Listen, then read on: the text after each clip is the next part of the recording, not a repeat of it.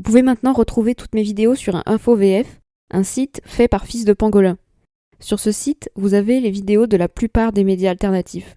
D'autres fonctions et chaînes viendront s'y ajouter avec le temps, mais vous pouvez rechercher et avoir accès à toutes nos vidéos, sans censure, et vous n'avez pas besoin de vous perdre dans les plateformes pour y avoir accès. N'oubliez pas de partager les contenus qui vous intéressent, et un grand merci à tous ceux qui, grâce à leurs dons, me permettent de continuer à traduire des vidéos. Bon visionnage à tous. Ce n'est pas seulement une grande réinitialisation, c'est une grande tromperie. Remplacer les petites entreprises et les entreprises privées familiales par de grandes technologies et des grandes entreprises. La démocratie et la libre entreprise sont jetées par la fenêtre, le contrôle gouvernemental totalitaire se glisse par la porte arrière.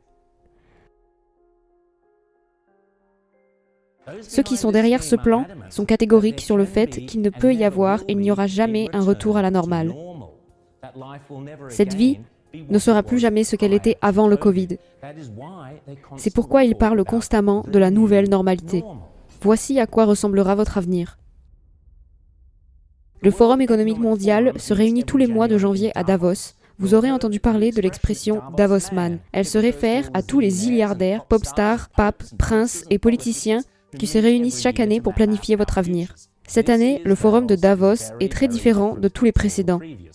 Le Forum économique mondial, avec les Nations Unies, le Fonds monétaire international, et avec un certain nombre d'organisations mondialistes de premier plan et de puissants individus, y compris le prince Charles, ont ensemble promis que le Forum économique mondial de 2021 serait utilisé pour introduire, via un vaste réseau de grandes entreprises technologiques connectées, des mouvements d'activistes en ligne et des gouvernements locaux et nationaux conformes.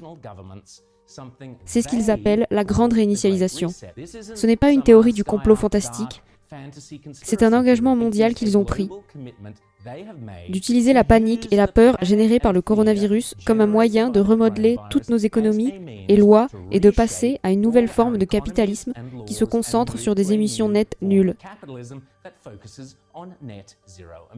Vous pourriez penser que c'est une bonne chose, vous pourriez penser que c'est une chose terrible. Si elle est mise en œuvre avec succès, la grande réinitialisation aura indéniablement et délibérément des répercussions extrêmes et peut-être terribles pour chacun de nous.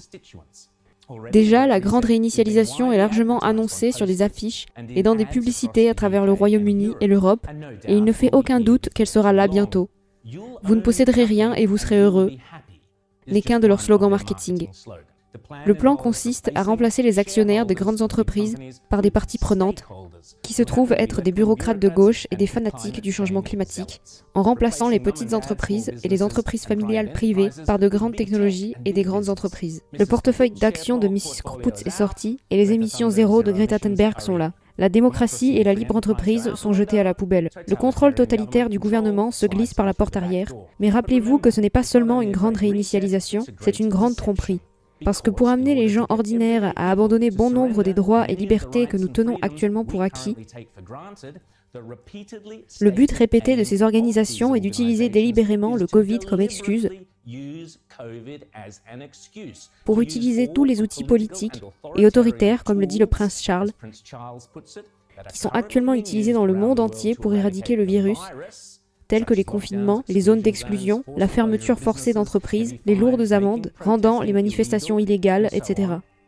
Mais maintenant, pour éradiquer les émissions de carbone, ceux qui sont derrière ce programme sont catégoriques sur le fait qu'il ne peut pas y avoir et qu'il n'y aura jamais un retour à la normale, que la vie ne sera plus jamais ce qu'elle était avant le Covid. C'est pourquoi ils parlent constamment de la nouvelle normalité.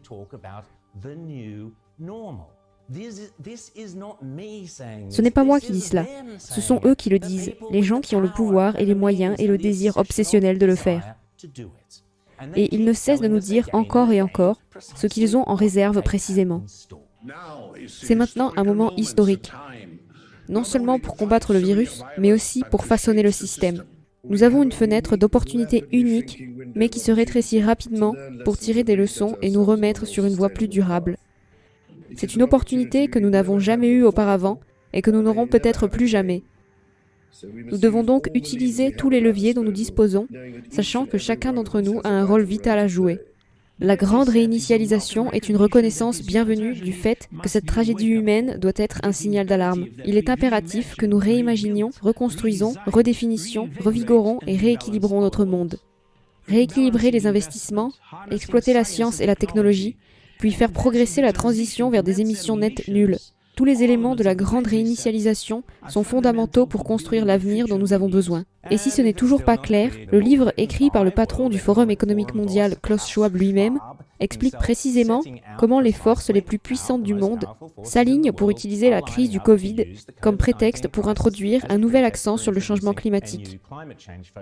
Une économie mondiale qui enlèvera les droits de propriété et les droits démocratiques fondamentaux. Il ne cache pas la chose, il le crie sur tous les toits. Le Forum économique mondial se vante sur son site web que la seule réponse acceptable à la crise du Covid est de poursuivre une grande réinitialisation de nos économies, de notre politique et de nos sociétés.